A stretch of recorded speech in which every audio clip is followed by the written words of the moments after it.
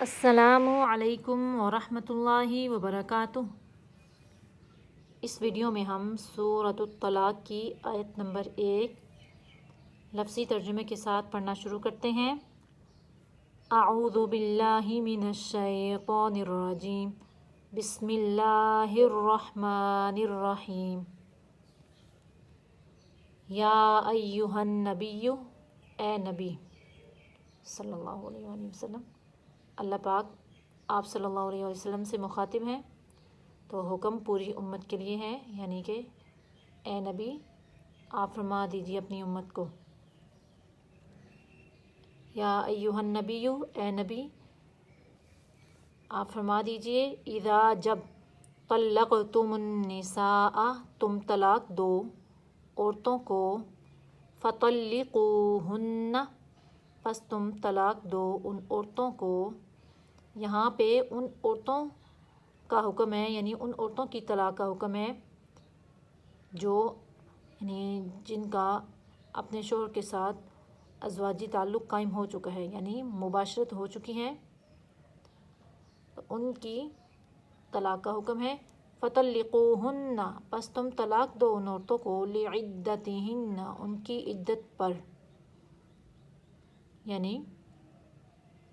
بخاری و مسلم میں حضرت عبداللہ بن عمر رضی اللہ تعالیٰ عنہ سے روایت ہے کہ انہوں نے اپنی عورت کو بحالت حیض طلاق دے دی، تو حضرت عمر فاروق رضی اللہ تعالیٰ عنہ نے اس کا ذکر رسول اللہ صلی اللہ علیہ وآلہ وسلم سے کیا، تو آپ صلی اللہ علیہ وآلہ وسلم بہت سخت ناراض ہوئے اور فرمایا ان کو چاہیے کہ بحالت حیض دی ہوئی طلاق سے رجوع کر لیں، پھر اپنی زوجیت میں رکھیں، یعنی اپنی بیوی بنا کے رکھیں یہاں تک کہ حیض سے طہارت ہو جائے، یعنی وہ حیض سے پاک ہو جائیں،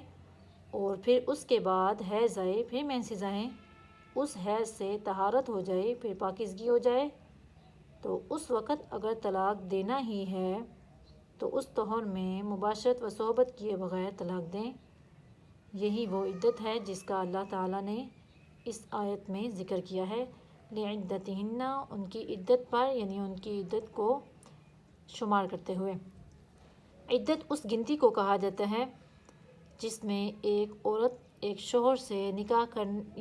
ایک شوہر کے نکاح سے نکلنے کے بعد دوسرے نکاح سے ممنوع ہوتی ہے، یعنی روکی گئی ہوتی ہے۔ اور عدت دو طرح کی ہوتی ہے، ایک جب شوہر فوت ہو جائے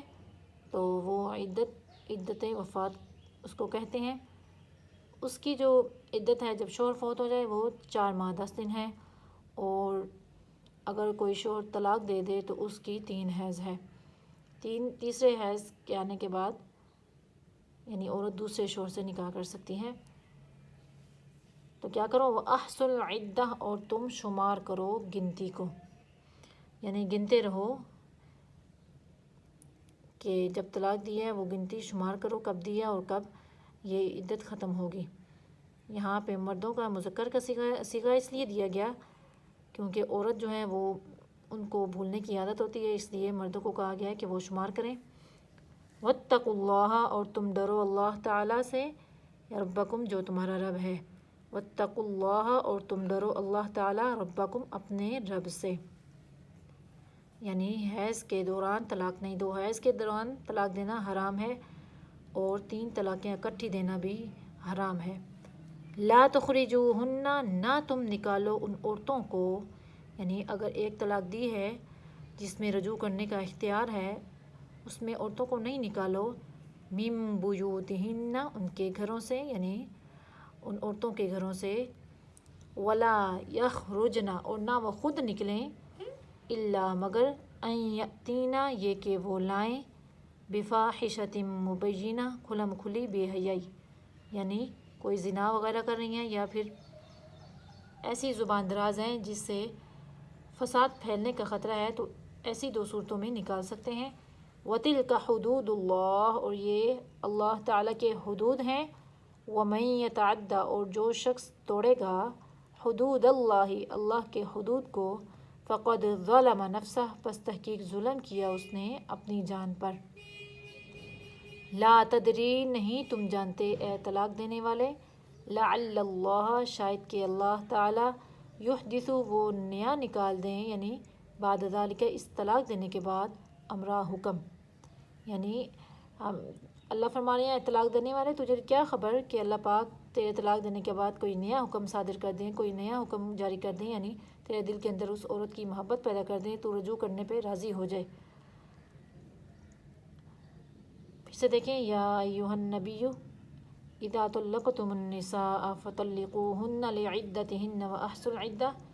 اے نبی صلی اللہ علیہ وآلہ وسلم، جب تم طلاق دو عورتوں کو، پھر تم طلاق دو ان کو ان کی گنتی پر، یعنی ان کی عدت پر، اور تم شمار کرو عدت کو۔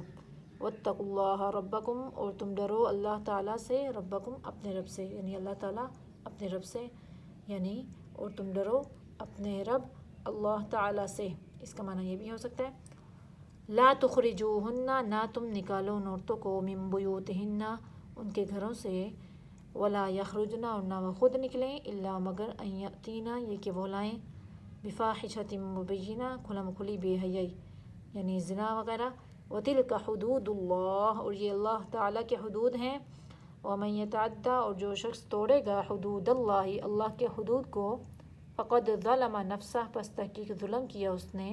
اپنی جان پر۔ لا تدری نہیں تو جانتا اے مخاطب قرآن، لعل اللہ شاید کہ اللہ تعالیٰ یحدث وہ نیا نکال دے، بعد ذالک اس کے بعد، یعنی اس طلاق دینے کے بعد، امرا حکم۔ صدق اللہ العظیم۔ یہاں پہ ہماری سورۃ الطلاق جو ہے اس کی آیت نمبر 1 مکمل ہو گئی ہے۔ پھر آتے ہیں اگلی ویڈیو میں، تب تک کے لیے اللہ حافظ۔